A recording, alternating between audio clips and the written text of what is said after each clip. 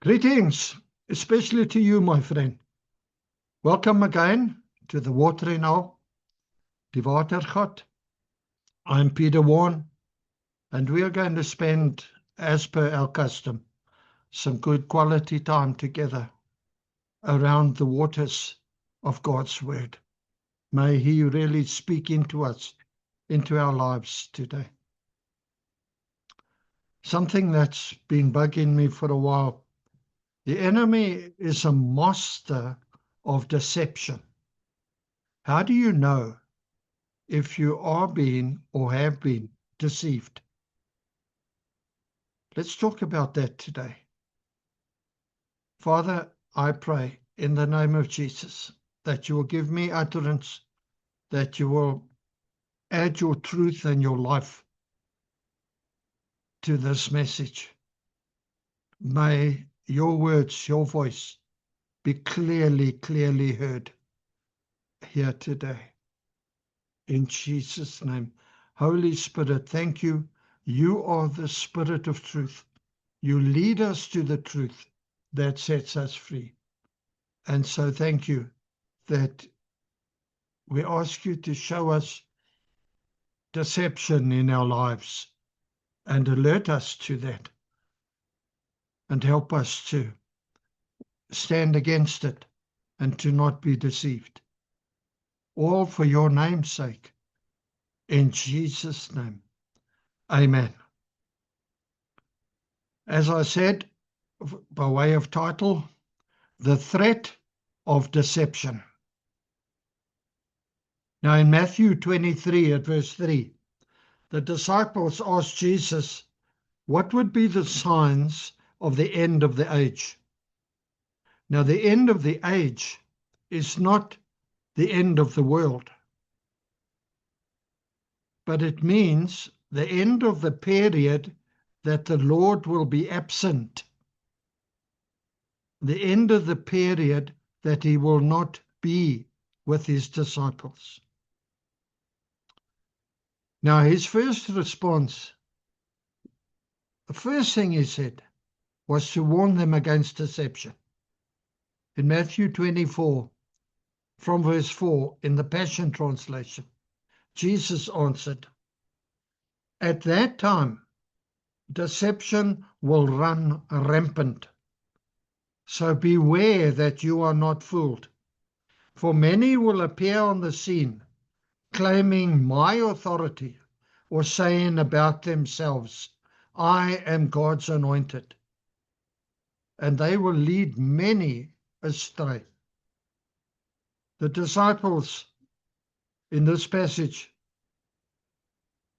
do not represent you and I today, Christians, but they represent the believing Jews in the future that would be exposed to that specific danger that Jesus spoke about. A Christian can never be misled by people who come to him saying, I am the Christ, because he does not expect Christ on earth. He expects to meet him in the air. In addition to deception in the form of false Christs, the enemy tries to induce fear through wars, rumors of wars, etc. Now, believers need never doubt that God will deliver and will fulfill his promises of peace. The Christian is not warned of false Christs, but of false spirits. 1 John 4, verse 1. Because it is characteristic of the church that the Holy Spirit dwells in it. We must be wary. We must be careful of the deceit of false spirits, not of pseudo-Christs. To deceive is to cover up the truth or the facts, to make things somehow seem different from how they really are. Deception is a calculated plan to send someone in the wrong direction. Deception breaks the bond of trust that is so necessary to human relationships. Even telling half-truths is deception. Now, we are often deceived when we want to believe what we know we should not believe. When our conscience tells us no, but our desires tell us yes. Judges 16, verse 6 in the CEV. The next time Samson was at Delilah's house, she asked, "Samson, what makes you so strong? How can I tie you up so you can't get away? Come on, you can tell me." Now, if you read Samson's story, you will know he had a history of problems with women. Surely he must have known that Delilah was out to destroy him. My friend, what is your history? Again and again, she deceives him. Each time, he reveals a little more of his secret. You see, is the devil slowly but surely worming his way into your reality through deception? A little bit here, a little bit there, a little bit further, every day, every time. You see, each time she deceives him, he reveals a little more of his secret. He lets more and more of his defenses down. He gets closer and closer to the core until he loses everything. You see, the danger of deception for you and me is that we can secretly allow things into our hearts without condemning them. I want to tell you, beloved, do not ever do anything that goes against Scripture, that contradicts Scripture. We read in Acts 17:11 in the ISV. These people were very willing to receive the message, and every day they carefully examined the Scriptures to see if those things were so. I'm telling you, in these crazy last day times, the only way to stay free from deception is to be rooted and grounded in the Word of God. The promise of deception usually seems too good to be true. If it seems too good to be true, it probably isn't true. Genesis 3, verse 6, Eve. The fruit looked so fresh and delicious and would make her so wise. Well, we deceive ourselves when we think we can get away with sin or just ignore God and still receive His blessings, or live as if this world is all there is. You see, the fact that you've been doing the wrong thing for a time now and God hasn't done anything doesn't mean He's accepting it. It means you're running on grace. In Galatians 6, verse 7, Passion Translation. Make no mistake about it. God will never be mocked. For what you plant will always be the very thing you harvest. We must be wary of the deceit of false spirits. False spirits, not false Christs, false spirits. 2 Timothy 3, verse 13 in the Passion Translation. But the evil men and sorcerers will progress from bad to worse, deceived and deceiving, as they lead people further from the truth. Now it's little by little. You're going to have to check it in the Word.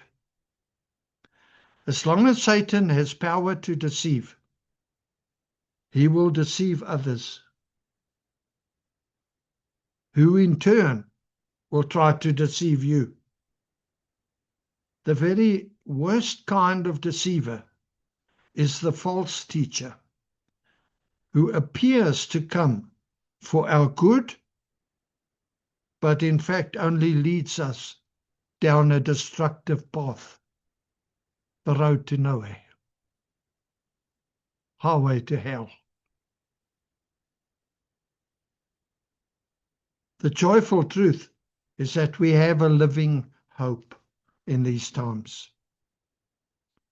There is a beginning of these birth pangs of the end times, but there's also an end to the birth pangs. Those who endure will be those who have a living connection with the Lord Jesus as their Messiah. When the end comes, the kingdom will be preached everywhere. The establishment of the authority of Christ, who went to heaven, will be preached throughout the world to test the obedience of the nations. When Christ returns, he will come to put things right.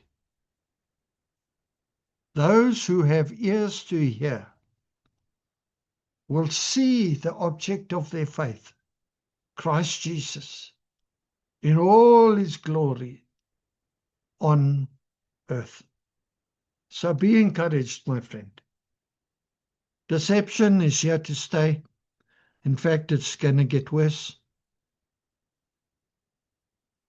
But your word of God is unchanging.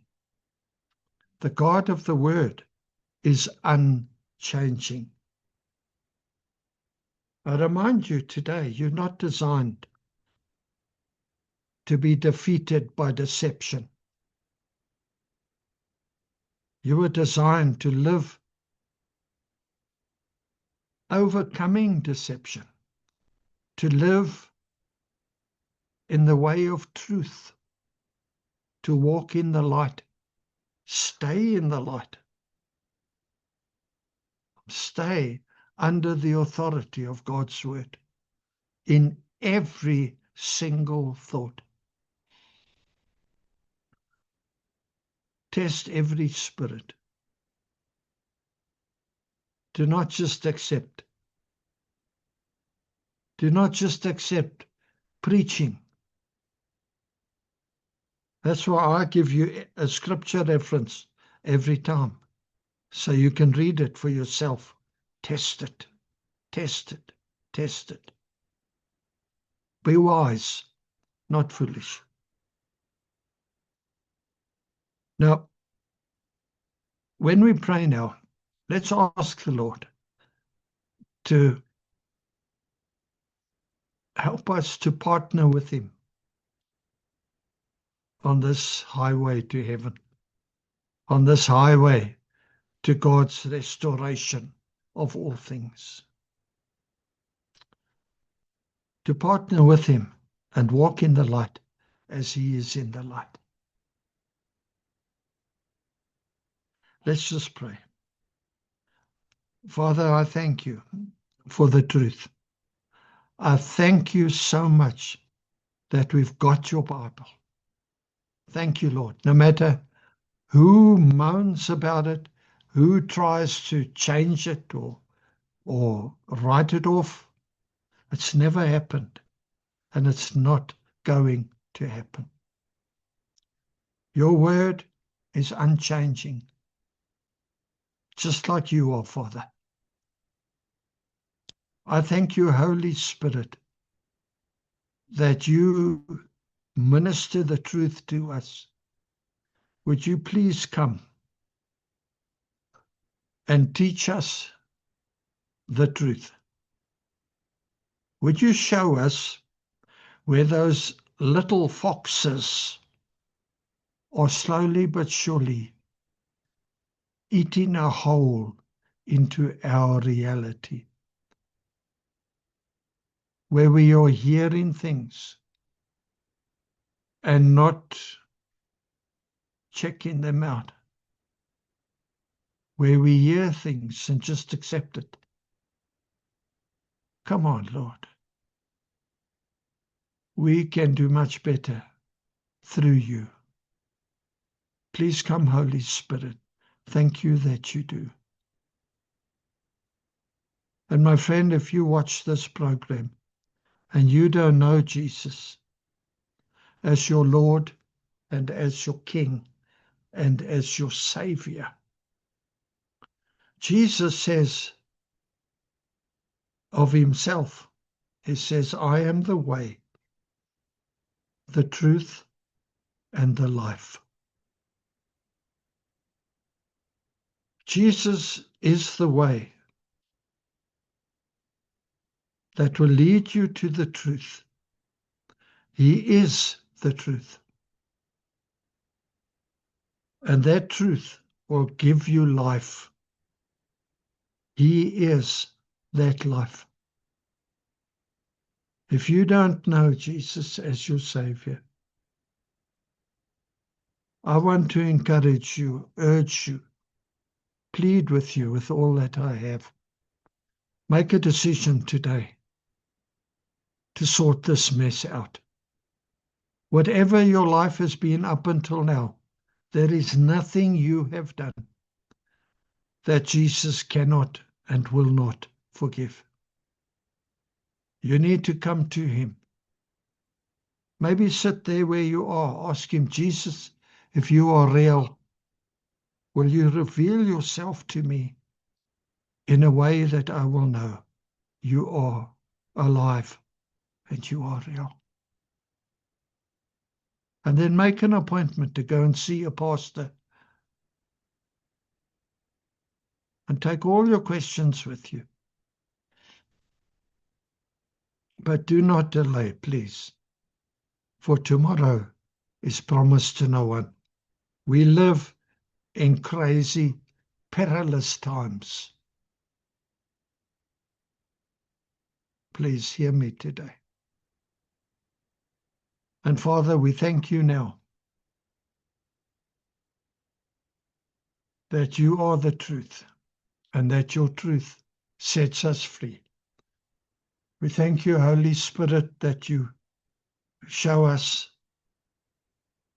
the devil's deceptive work in our lives, that you alert us to that, and that you enable us through the Word of God to combat the lies with the truth of God's Word. Thank you so much. We appreciate that. Thank you for what you're still going to do in our lives. In Jesus' name. Amen.